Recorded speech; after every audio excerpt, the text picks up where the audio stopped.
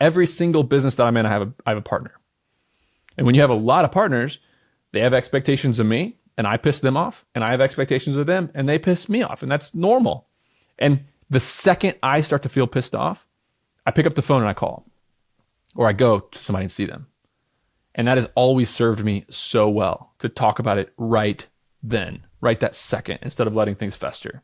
Whether it's Dan, who's my best friend and a tremendous value add to so many of my companies, my business partner in everything that I do, or a customer where we're having an interaction and they're just kind of acting like a dick to my people. And I'm like, this is kind of not okay. Like, and you'll be really surprised in life of just how many people are used to kind of fostering a relationship of almost kind of like bullying, like emotional abuse will come a lot, especially through emails.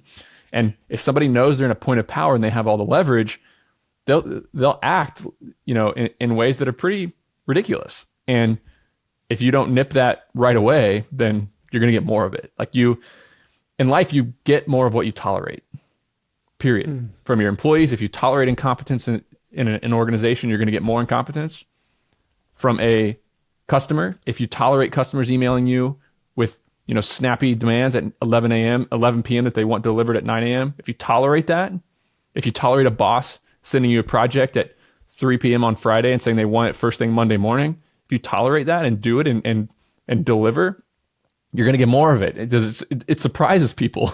Why are they surprised that if you tolerate certain things, you're going to get more of it, especially when other people can take advantage of you? So, a lot of tough conversations along the way, but if you don't have the security in yourself to fire a customer and say, hey, I don't need this. Like, if you walk away, that's completely fine with me.